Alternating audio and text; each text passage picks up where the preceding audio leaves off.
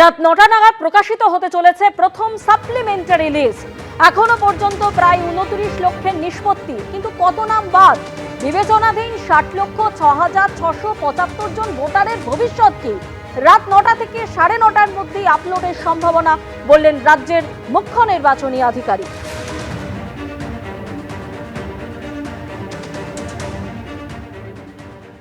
একটা নিষ্পত্তি হয়েছে প্রায় ২৯ লাখ আজ পর্যন্ত, 29 lakhs। ওটা তো একটা ফিগার যেটা আছে আমার কাছে নেই, কি কত মতলব অ্যাকসেপ্ট হয়েছে, কত রিজেক্ট হয়েছে।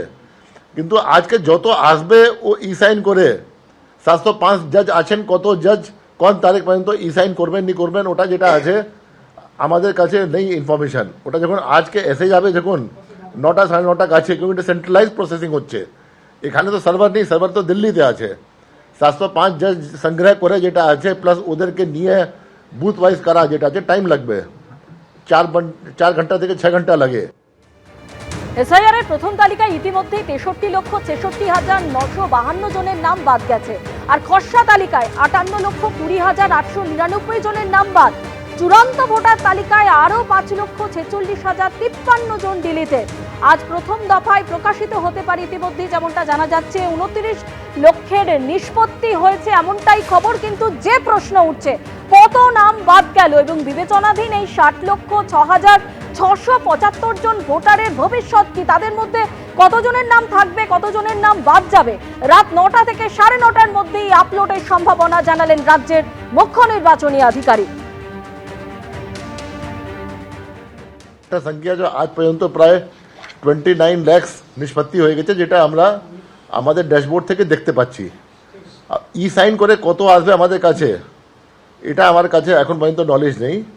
ই সাইন করা যেটা আসছে আমাদের কাছে আসবে, যত ই সাইন করে আসবে আজকে অত পাবলিশ হবে। আগে যেটা ট্রিবিউনাল হয়েছিল, ও স্টেট গভর্নমেন্ট ইন্দিরা ভবন দিয়েছিল, 5 কাউন্সিল হাউস স্ট্রিট দিয়েছিল, অনেক জায়গা দিয়েছিল। আমরা চিফ সেক্রেটারির সঙ্গে কথা করেছি, যদি ওনার কাছে কোনো জায়গা আছে যেখানে এসব জজ সাহেব বসতে পারবেন, যেখানে এসব কেস আপিল কেস নিষ্পত্তি করতে পারবেন, আমরা চেয়েছি ওটা ফিডব্যাক হবে, তারপরে আমরা হাইকোর্টকে দেব। রাত ৯টা থেকে ৯:৩০টার মধ্যে প্রকাশিত হতে চলেছে প্রথম সাপ্লিমেন্টারি লিস্ট। আর এই সাপ্লিমেন্টারি লিস্ট নিয়ে তৃণমূলের কি প্রতিক্রিয়া, শুনুন। আমাদের পরিষ্কার বক্তব্য, এক, কোনো বৈধ ভোটার, জেনুইন ভোটার যেন বাদ না থাকেন। ২, ইলেকশন কমিশন এই যে নাটক করে বলছেন আইন শৃঙ্খলা অমুক তমুক, দেখুন কাদের বলছেন? আইন শৃঙ্খলা তো ঠিকঠাক ছিল, ভালো ছিল। আপনারা এতগুলি অফিসার চেঞ্জ করেছেন, কোনো অপ্রীতিকর ঘটনা ঘটলে তার দায় নির্বাচন কমিশনের। তারা হঠাৎ এই কথাটা বললেন কেন যে আইন শৃঙ্খলা ঠিক রাখতে হবে? বললেন কেন? লিস্ট বেরোবে, তার সঙ্গে আইন শৃঙ্খলার কি সম্পর্ক? তাহলে কি আইন শৃঙ্খলা যাতে ডিস্টার্বড হয়, লোককে যাতে প্ররোচনা দেওয়া হয়, তাহলে বহু জেনুইন ভোটারকে কি বাদ দেওয়া হচ্ছে? বিচ্ছিন্ন গন্ডগোল তৈরি করার জন্য অলিখিত জরুরি অবস্থা জারি করে নির্বাচন কমিশন, বিজেপির দালাল, বিজেপির এজেন্ট, বিজেপির পার্টি অফিস বনে গেছে, তারা এই কাজটা করছেন। সকলের নজর রয়েছে আজকে যে প্রথম সাপ্লিমেন্টারি লিস্ট বেরোতে চলেছে, সেখানে যে ২৮ লক্ষের নিষ্পত্তি হয়েছে, কতজনের নাম বিবেচনাধীন তালিকা থেকে চূড়ান্ত ভোটার তালিকায় যোগ হতে চলেছে, কতজনের নাম বাদ যাচ্ছে, আর তা নিয়ে রাজনৈতিক চাপানুতোর শুরু হয়েছে। কে কি বলছেন একবার দেখব। অন্যায় হচ্ছে, পাপ হচ্ছে। ভারতীয় হিসেবে ভারতীয় নাম ভোটার দিয়ে কাটা, এটা কমিশনের পাপ করছে। সুতরাং যারা পাপ করছে তাদের নিশ্চিতভাবে আমরা তাদের পাশে আছি। যারা সাধারণ মানুষ জোর করে কমিশন নাম কাটছে, তাদের হয়ে আবার পিটিশন করে যাতে মহামান্য আদালত তাদের নামগুলো তোলার পারমিশন দেয়, সেই প্রক্রিয়াটাও আমরা এবার চালু করব। ভোটার লিস্ট চূড়ান্ত না করে ভোট হতে পারে না, কেন? প্রত্যেকেরই অধিকার আছে নির্বাচনে অংশগ্রহণ করার। সুতরাং লিস্টটা যতক্ষণ চূড়ান্ত না হচ্ছে ততক্ষণ ভোটটা করবেন কি করে? আর এটা যদি করে তাহলে আগামী দিনে তো ৫০,০০০ লোকের নাম বার করে ভোট ইলেকশন করে দেবে। এটা সম্পূর্ণ একটা অগণতান্ত্রিক এবং স্বৈরতান্ত্রিক পদক্ষেপ হবে। সুপ্রিম কোর্টে মামলা আছে কালকে, সেখানে আমরা বলবো, দেখা যাক কি দাঁড়ায়। আমাদের যেটা আশঙ্কা, বহু বৈধ ভোটারের নাম বাদ যেতে পারে শুধুমাত্র টেকনিক্যাল এররের জন্য। যে সমস্ত সংশোধনীগুলো বিডিও, এসডিও, ডিএমরা করতে পারত আরামসে বিডিও, এসডিও, ডিএমদের একটু তৎপর করলে এগুলো ঝঞ্ঝাট থাকতো না।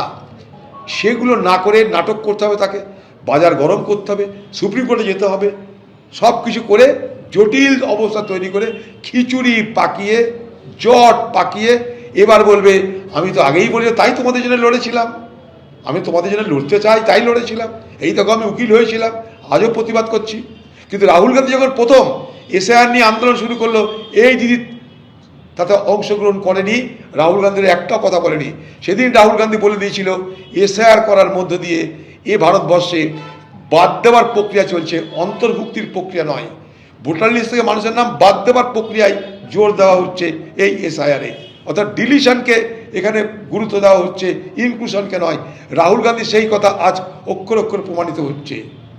আমরা চাই যারা জেনুইন ভোটার প্রত্যেকে ভোট দিক, প্রত্যেকের নাম আসুক ভোটার লিস্টে, সাপ্লিমেন্টারি ভোটের আগের দিন পর্যন্ত বেরোবে, কেউ যেন বাদ না যায়, আর কোনো জালি ভোটার, ফলস ভোটার যেন জায়গা না পায়।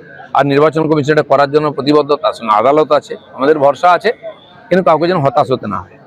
আজ বিবেচনাধীন ভোটারদের জন্য প্রথম সাপ্লিমেন্টারি লিস্ট প্রকাশ। কি হবে লক্ষ লক্ষ ভোটারের ভবিষ্যৎ? আরো 10 লক্ষ নাম কি তালিকা থেকে বাদ পড়তে চলেছে?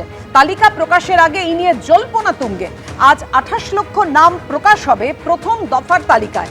যাদের নাম চূড়ান্ত ভোটার লিস্টে ঢুকছে তাদের নামের তালিকা থাকবে, পাশাপাশি যাদের নাম বাদ যাচ্ছে তাদেরও আলাদা তালিকা থাকবে। প্রথমে জেলা নির্বাচনী আধিকারিকদের কাছে পৌঁছে যাবে লিস্ট, আর সেখান থেকেই বুথে বুথে টাঙিয়ে দেওয়া হবে। পরে তা পাওয়া যাবে অনলাইনে। কমিশন সূত্রে খবর, 60,06,675 জন বিবেচনাধীন থাকা ভোটারের মধ্যে গতকাল সন্ধে পর্যন্ত 28,06,000 জনের নিষ্পত্তি হয়েছে, অর্থাৎ এখনো প্রায় 32 লক্ষ নামের নিষ্পত্তি হয়নি। সংশোধিত তালিকায় আগেই বাদ পড়েছে 63,66,952 জনের নাম। সূত্রের খবর, প্রথম দফায় অতিরিক্ত ভোটার তালিকায় বাদ পড়তে পারেন প্রায় 10 লক্ষ ভোটার। তাহলে বাদের সংখ্যা দাঁড়াচ্ছে 73 লক্ষের বেশি। ভোটের আগে নিষ্পত্তি না হলে কি হবে বিবেচনাধীন ভোটারদের?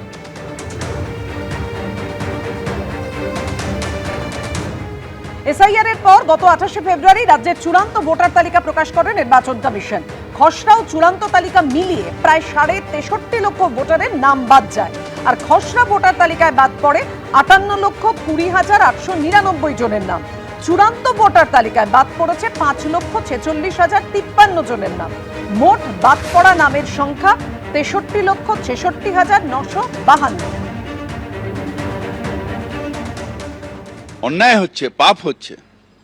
ভারতীয় হিসেবে ভারতীয় নাম ভোটার দিয়ে কাটা, এটা কমিশনের পাপ করছে। সুতরাং যারা পাপ করছে তাদের নিশ্চিতভাবে আমরা তাদের পাশে আছি। যারা সাধারণ মানুষ জোর করে কমিশন নাম কাটছে তাদের হয়ে আবার পিটিশন করে যাতে মহামান্য আদালত তাদের নামগুলো তোলার পারমিশন দেয়, সেই প্রক্রিয়াটাও আমরা এবার চালু করব। এবিপি আনন্দ, এগিয়ে থাকে, এগিয়ে রাখে।